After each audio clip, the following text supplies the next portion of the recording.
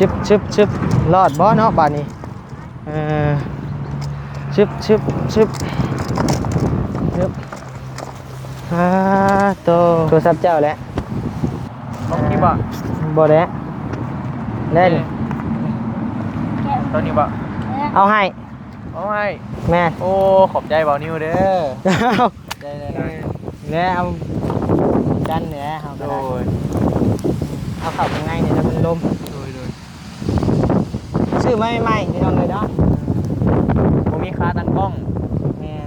เห็นเพิ่นมีค่าตั้งกล้องก็เลยว่าเอาให้เพิ่นโอ้ไม่เลยได้นี่พี่น้องแกกล่องแล้วสบายดีเด้อพี่น้องเลยโดยสบายดีโอ้คักแล้วเนาะนี่ใส่แนวไหนละบาดนี้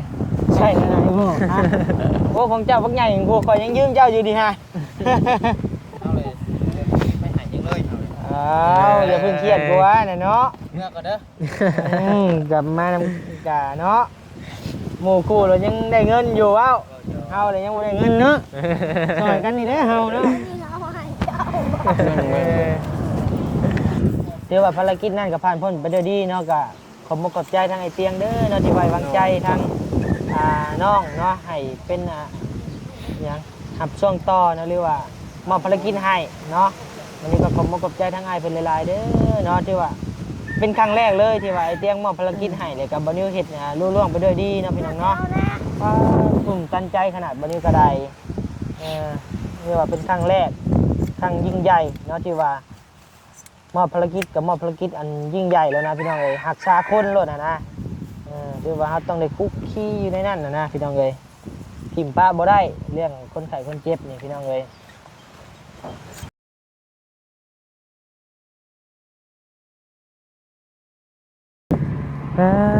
โตพี่น้องเลยเนาะเปิดคลิปเปิดภาพมาบัดนี้พี่น้องเลยเนาะอยู่เฮือนอยู่ซ่านน้องสายฟ้าคือเก่าคือเดิมเด้อพี่น้องเด้อเนาะ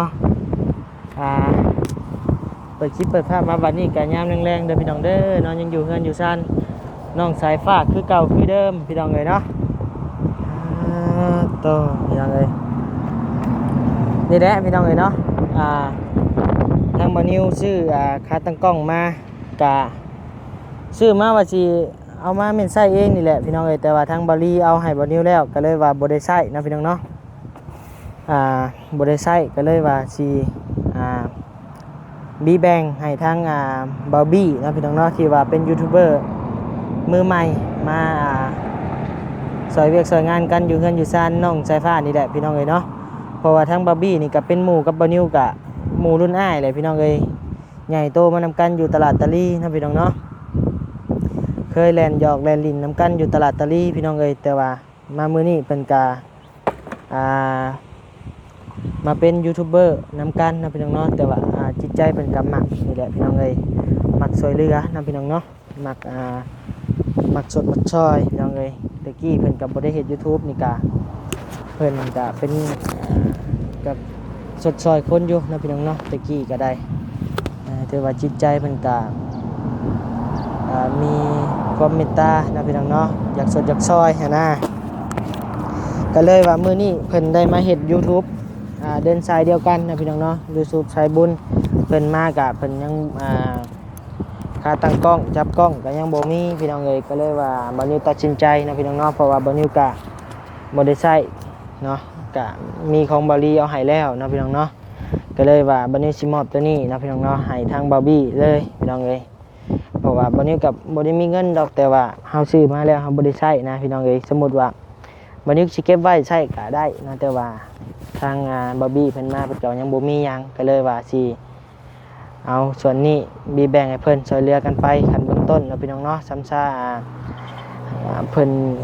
ผู้แลพี่น้องเอ้ยได้ของใหม่เนาะชื่อกันสั่นดีๆเนาะพี่น้องเนาะมาใช้แต่ว่าตอนนี้เฮายังบ่มีก็ใช้ตัวนี้ไปก่อนเนาะพี่น้องเนาะพอได้ใช้ได้ซอยวันนี้ไปเอาค่าตั้งกล้องมานิ้วกันตั้งกล้องพี่น้องอัดคลิปพี่น้องได้เบิ่งได้ชมนำกันเนาะเอาเนาะก่อนอื่นนั้นวันนี้ก็ขอกราบทักทายสบายดีพ่อแม่พี่น้องเบิดทุกผู้ทุกคนเนาะที่เข้ามาเป็นกำลังแรงใจให้บานิวโดยตลอดมาเนาะพี่น้องเนาะโดยใช่เอาขาตั้งกล้องก่อนอันนี้เป็นขาตั้งกล้องของบ่าวพัดไส้ตัวนี้ แต่ว่าของบอนิวอยู่พุ่นแหละแต่มันน้อยโพดพี่น้องเลยไปเดี๋ยวไปพุ่นแหละเพิ่นก็ยังนอนถ่าโหลดคลิปอยู่พี่น้องเอ้ย วันนี้ก็ขี่รถทีมน้องสายฟ้านี่แหละน้องสายฟ้าบอกเอามาให้เฮาในเด้อเพิ่นว่า นี่แหละน้องเอ้ยเดี๋ยวสิเอาไปให้เพิ่นเนาะชึบ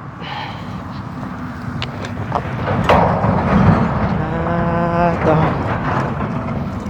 ชึบรอดบ่เนาะบาดนี้ชึบโตใส่สบายดีเด้อบอบบี้เด้อบอตูบี้คือมาเห็นหล่อแท้เนาะบอตูบี้เนาะมื้อนี้เนาะต่อ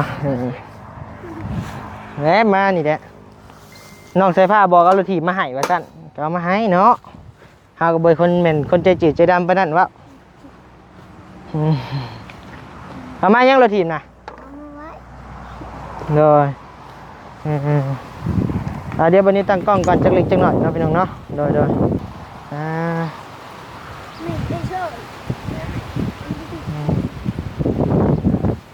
หาแนวเห็ดอีกแล้วมอนี่ต่อใส่กระเป๋าเงินไพ่นี่ขึ้นหลายแท้นี่ต่อเอาน้องมื้อนี้เนาะโดยใช้โทรศัพท์น่ะโทรศัพท์เจ้าแหละต้องกี่บาทบ่แล้วเล่นตอนนี้บาทเอาให้แม่โอ้ขอบใจบ่าวนิวเด้อใจเลยเนี่ยเอาดันเนี่ยเอาไปได้เอาเข้าข้างในเนี่ยแล้วมันลมซื้อไม่พี่น้องเลยเนาะผมมีค่าตั้งกล้องแม่เห็นเพิ่นมีค่าตั้งกล้องก็เลยว่าเอาให้เพิ่นโอ้ไม่เลยได้นี่พี่น้องแกกล่องแล้วสบายดีเด้อพี่น้องเลยโดยสบายดีโอ้คักแล้วเนาะนี่ใส่แนวไหนล่ะบัดนี้ใช่แนวไหนบ่ใช่แนวอันนี้ซะเด้อแล้วพี่น้องเลยรุ่นเดียวกันกับทางบริซื้อให้บอนิวเนาะตอนแรกบอนิวก็ซื้อมาใช้เองนี่แหละแต่ว่าทางบริคือบอนิวว่าเลยเนาะบริซื้อให้ของบอนิวก็ได้ก็เลยว่าบ่ได้ใช้พอดีเห็นทางบาร์บี้เพิ่นยังบ่มีค่าตั้งกล้องค่าจับกล้องนะพี่น้องเนาะก็เลยว่าวันนี้ก็ซื้อบ่แพงดอกพี่น้องเอ้ยซื้อถึงดอกก็เลยว่าใส่แล้วอันนี้เนาะใช่แม่นยาวสิได้ว่าขอได้เคยฮักได้ฮักบ่สมออยู่ลุงแล้วกับใส่ก็พอได้ใช้อยู่เนาะเวลาจับนี่เขาฝากเขาเนาะได้แล้วนี่ฮะโอ้ของเจ้าพวกใหญ่ของกูคอยยังยืมเจ้าอยู่ดีฮะเอาเลยไม่หายยังเลยอย่าเพิ่งเครียดกูวะเนี่ยเนาะเมื่อก่อนเด้อกลับมานำกะเนาะหมู่กูเรายังได้เงินอยู่เอ้าเฮาเลยยังไม่ได้เงินเนาะสอยกันนี่ได้เฮาเนาะคือว่านะพี่น้องเนาะทางบาร์บี้นี่กับถือว่าหูจักกันแต่น้อยตั้งแต่ใหญ่มาน้ำตลาดนะอยู่น้ำกันแต่ใหญ่มาน้ำกันเนาะบานิวซัมนี่คือเราว่าอะไรบานิวซัมนี่บาร์บี้ซัมน้องบุญทวีอะไรพี่น้องเลยแลนลิ่นน้ำกันคนตกแข่งคนชิว่าบ่เนาะผ่านลายอยู่พี่น้องเลยก็เลยว่ามื้อนี้ได้มาร่วมงานสดซอยเนาะพี่น้องเนาะเดินสายเดียวกันก็เลยว่าแลนมีแต่แน่เนาะสดซอยมามื้อนี้มื้ออื่นเห็นแล้วโอ้มาได้หายแล้วเปล่าหายมานี่เลยอ๋อยังมีไฟได้ต้องเฮาดิมาเนาะหมักในซ้ายนี่หมักยังเลยเข้าใจอยู่ความเพิ่นยังเคินเด้ข่อยคือกันแหละสบายดีเด้อพี่น้องอยู่เพื่อนลุงอาจเด้ช่วงแรกวนไปวนมาในกองไฟเดียวเปิดคลิปได้คลิปนึงดีแรกครับประมาณ 3-4 เดือนแม่นค่อยอยู่ในกองวิก 3-4 เดือนยังบ่แล้วจักเทื่อผ่านไปอาทิตย์นึงนี่ก็เริ่มเก่งขึ้นแม่น เป็นอย่างก็ต้องใส่เวลา แน่เด้ออันนี้ก็ให้เป็นกำลังใจอันหนึงเนาะให้สู้ก่อน ขอบใจเบานิ้วหลายๆเด้อ ทั้งข่อยกับไม้กันศอกไม้กันสั่นนี่ก็ไอลี่ให้มากับไม้เมยกับไอเตียง โดย อันโมดนี่ก็ไอลี่ซื้อให้มือน่ะก็ได้ข่อยก็สั่งไอลี่ก็สั่งมาให้อะนะบ่ได้นัดไม้กันเลยว่าซื้อมาบ่ได้ใช้เลยเอาให้เจ้าอะนะดีกว่าป้าไว้ ได้ใส่แล้วบัดนี้ พอได้ตั้งเอาขึ้นเอาลงได้ เฮ้ยเอายังไง ข่อย นี่ ว่านะและเนาะมีแต่คำว่าสู้ๆและคะแนนไปมาเดินสายนี่ก็ได้เนาะเพราะว่าค่าโฆษณา YouTube ก็ยังบ่ได้จ่ายให้นะพี่น้องช่องยังบ่ทันผ่านครับแต่ตั้งยังบ่ทันลงคลิปซ้ำเดี๋ยวจังหน่อยพี่น้องรอเบิ่งรอชมนำกันเนาะยูทูบเบอร์ใหม่ลงคลิปจังหน่อยแล้ววันนี้กำลังสิพาไปลงคลิปเนาะมาบ่ได้นัดไม้ก็ได้นี่พี่น้องเอ้ยเป็นนัดไม้กับมาตุ้บี้เนาะเรียกว่าบ่าวพัดไส้แหละวันนี้กูไปฮู้เอาไผอันน่ะยืนอยู่ในเงินน้องสายผ้าแล้วว่าบ่าวพัดไส้ว่าบ่ตุ้บี้บ่าวบี้ว่าซั่นเนาะคักแล้วบัดนี้เนาะ แม่นจับกับบ่สั่นแล้ว กระสั่นอยู่แต่ว่ามันจับสบายแล้วมันจับยิงไปยิงมาตั้งสบายเวลา มันบ่ ตั้ง คือมือเขาจับได้เนาะปวดมือ จับตั้งไว้ มีแต่ซื้อไม้วันนี้เนาะ ไม่กะเห็ดไปก่อน เฮ็ดไปก่อนบ่ เนี่ยว่าเฮาสิสู้ได้สำใดนะก็ยังว่าตกลงคงใจว่าสิเดินใช้นี่เลยก็จังซื้อ โดย ตะกี้เขาก็ใช้นี่แหละถ่ายนี่ อื้อ อีห้างเขานี่ได้อีเท่าเขานี่แหละอินฟินิกนี่เฮ้ยอินฟินิกราคาล้านกว่ากีบก็ใช้ได้อยู่เอาท่านแหละมีแต่คำว่าสู้ๆเนาะหนาว โดยสู่ไปนำกันนี่แหละทีมงานเฮา แม่ สู้ๆมีแต่ทางรอทางไอรีมาทางลูกพี่มาจ้ะเนาะ หาลูกพี่ แม่เพิ่นยังเป็นเบิ่งเคสใหม่ที่บ่ได้ไปเว้นนี่แหละพี่น้องเอ้ยเนาะเคสแม่พิการลูก2ครับพี่น้องเนาะทั้งแม่เพิ่นก็สู้แห้งขนาดนะพี่น้องเนาะเอาละแนวทางบรรยากาศสีมาเว่าอีกเรื่องหนึงครับพี่น้องเนาะเรื่องที่ว่าทางบ่เตียงมอบภารกิจให้บ่าวนิวเรื่องแม่น้องเทพครอบครัวน้องเทพนะพี่น้องเนาะเรียกว่าบ่าวนิวก็ทำภารกิจรุ่ล่วงไปด้วยดีนะพี่น้องเนาะเนาะบ่าวนิวก็ขึ้นอยู่มุมอยู่ว่าสิผ่านบ่หรือบ่ผ่าน เจ้าไปแจกเครื่องแล้วป่ะ บ่ คลิปได้ ไอเตียงมอบภารกิจพาครอบครัวน้องเทพไปห้องหมอ ต้องไปห้องหมอเหรอ แม่จะเบิ่งอยู่บ่ เบิ่ง เดี๋ยวว่าภารกิจนั่นก็ผ่านพ้นไปด้วยดีเนาะก็ขอบใจทางไอเตียงเด้อเนาะที่ไว้วางใจทางน้องเนาะให้เป็นอย่างหับช่วงต่อเนาะหรือว่ามอบภารกิจให้เนาะวันนี้ก็ขอบใจทางไอเป็นหลายๆเด้อเนาะที่ว่าเป็นครั้งแรกเลยที่ว่าไอเตียงมอบภารกิจให้เลยกับบนิวเฮ็ดรุ่ล่วงไปด้วยดีเนาะพี่น้องเนาะกลุ่มตันใจขนาดบนิวกระไดเรียกว่าเป็นครั้งแรกครั้งยิ่งใหญ่เนาะที่ว่ามอบภารกิจกับมอบภารกิจอันยิ่งใหญ่แล้วนะพี่น้องเอ้ยหักษาคนโลดนะที่ว่าเราต้องได้คุกคีอยู่ในนั้นนะพี่น้องเอ้ยทิมป้าบ่ได้เรื่องคนไข้คนเจ็บนี่พี่น้องเอ้ยคือว่ารู้ล่วงนะพี่น้องเนาะทั้งแม่น้องเทพกับเศร้าแล้วเรียบร้อยพี่น้องเอ้ยแบบนี้ยังแล้วเนาะเนาะพี่น้องเอ้ยแล้ววันนี้ก็อยู่เงินอยู่ซ่านน้องสายฟ้าพี่น้องเอ้ยเนาะ แล้วเด้นะแล้วเนาะ ก็บ่แล้ว อีก 2-3 มื้อแล้วจังนี่บล็อกพ่อบ่บอก บล็อกนี่ น่าจะพ่ออยู่เนาะประตูยังได้เบิ่นแล้วบ่ ประตูนี่ก็ได้แล้ว ได้แล้วบ่ เหลือแต่บาน ยังบ้าน บ้านหักงบนี่พอแล้วจะว่าส่วนห้อง2ห้องนี้ทางมานิวทามบอรี่นี่ก็คือสิพอแล้วเนาะแต่ว่าเรื่องก่ออ้อมเฮือนเลยนี่ยังบ่พอบ่มี มีแต่ห้อง2ห้องเนาะ แม่ได้แต่ห้อง2ห้อง ก็โอเคแล้วก็อยู่ได้ โบกก็ยังบ่ได้คือเจ้าเห็นนี่แหละสิได้แต่บ้านประตูกับก่อห้อง โดยไม่ได้ให้อยู่ได้ก่อนนะเพราะว่าช่วงนี้อากาศก็หนาวเด้ แม่น ลมมีแต่อยู่เนี่ยนะคอยว่าให้บุญทวีเอาผ้าห่มไปนะอัดไว้ ป้องลมเข้ามา เอาบ่ แม่ เรี น ยนเก่า แม่น บ่ แม่น เออหนาวเด้ โดยมีแต่เจ้าเห็นตัวใดมันบ่นั่นคักแน่กะมีแต่บอกน้องเพิ่นน่ะแหละ โดย ให้มัน ไปทางใดเลยนะไอ้เจ้าไปใส่อยู่ทางงานบ่ หนาวบ่ว่าเพิ่นดอกเนาะมันเวียกแหละ เอาคนหน้าเป็น เอาชั้นและสู้ๆเนาะ โดย เป็นกำลังใจให้สู้ต่อไป โดย ทางบ่นิ้วก็สู้นะพี่น้องเนาะ สู่ไป มี นำกั ท่ น อ เนาะ แล้วพี่น้องเอ้ยท่อแต่บ่ถอยเนาะเออ เอาพี่น้องเลยเดี๋ยวจังหน่อยวันนี้พาไปเบิ่งเฮือนหมู่ซ่านเนาะเดี๋ยว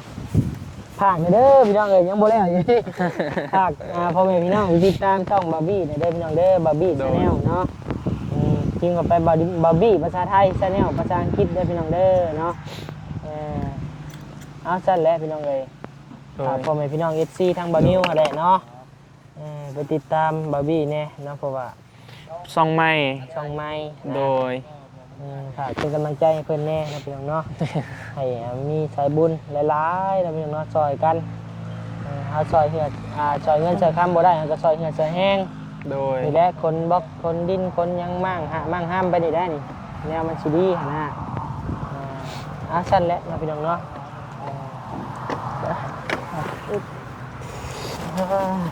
มา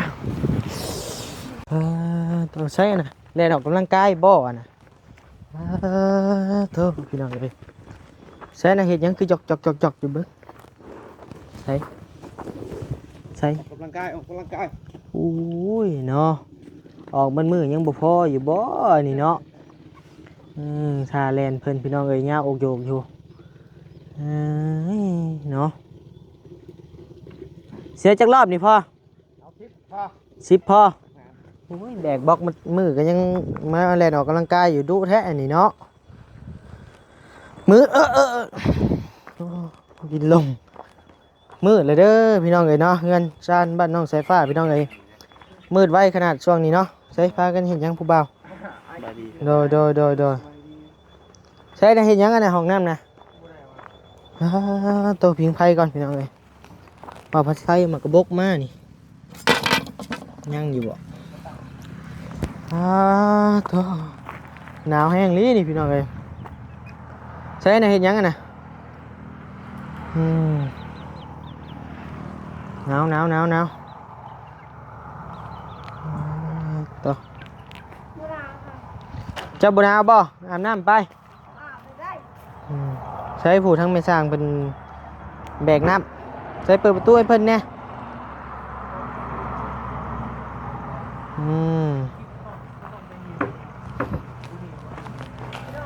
โอ้ยดีเดี๋ยวคอยย่างออกมาเนาะตัวจากน้ำเขาโอ่งห้ามใส่ชึบโจ้อะเสื้อนี่บ่แก้ซื้อให้บ่ครับ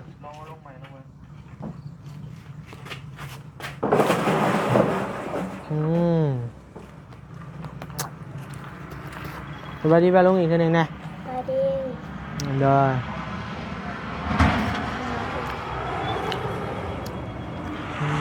แล้วเรียบร้อยภาษาประเทศเบื้องนี้ก็ได้สูงเติบเนาะ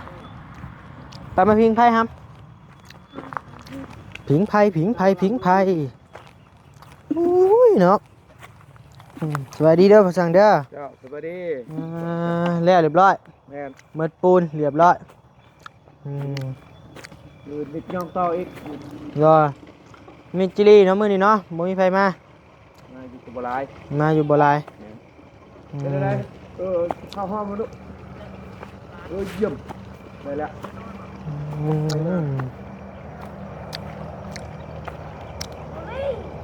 นะ ใช่บ่ลี่ ไอ้เรา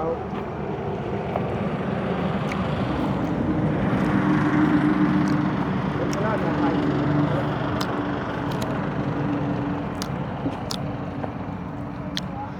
หนาวแห้งลีพี่น้องเอ้ยพิงไพ่เนาะนั่งพิงไพ่ก่อนพี่น้องเอ้ย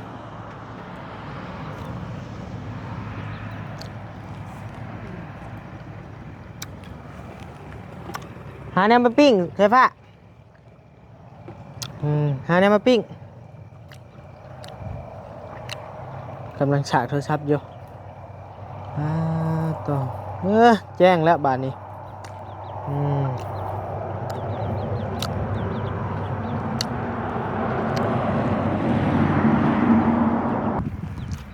ผู้เฮ็ดเวียกแล้วมาหามน้ำบาทนี้พี่น้องเอ้ย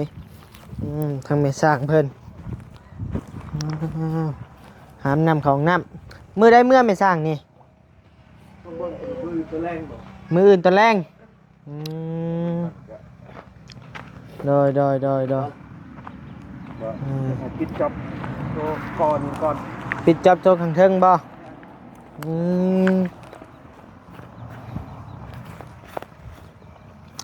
เขาอยู่บนเก่าเขาบริย่างกับยืนอยู่เขาบ่ได้ไปได้มาคือ มันเข่งบ่ มันเก่งครับ เก่ง โดย ไปแท้บ่ได้เน็ตบ่ได้เบิ่งแล้วจุด ใส่ผ้ามาพี่นาก็มาพิงไพ่ต่อ ไผ่ เอ้า เสียดยังกับไฟน่ะ เอากับไฟเขาสิดังปะพี่ได้สิเราก็แตกตั้มได้ดิ เบยป้าลงนี่ตี นี่ก็แนวแล้วมือเขากับมือบ่ได้ดังไฟอีกเอากัน เจ้ากัน เอาด้วยนี่ดิมาดัง ไก่ นี่ดิ โว้ยดังไม่ใช่ ให้มันหอดแดง มานั่งพิงไพ่นี่ เฮียงกันนั่งเฮียงกันพิงไฟอะไร นั่งพิงไพ่นั่งลง หนาว น้ำใช่อาบน้ำจะเป็นนะเจ้าเนาะอาบหรือว่าใช่ มุนวีไปใส่เพิ่งหนาวพี่น้องเอ้ยพิงไพ่ยำแรงเด้อพี่น้องเด้อเนาะบรรยากาศเฮือนน้องสายฟ้าคือเก่าคือเดิมพี่น้องเอ้ยเนาะเส้นเก่าเส้นเดิม เขามืดเข่าแล้ว มืดเข่าเนาะ นี่มาแล้วมัน มาจังหน่อยก็มา เสือ ฮะบ่เชื่อบ่เอ้าหมอน้อยนี่บ่เชื่อกันอีกแล้วเคยตัวเจ้าเห็นยังเจ็บแขวเด้สายฟ้าเอ้ยมื้ออื่นสิได้มาหาอยู่บ่นี่เจ็บแขวนี่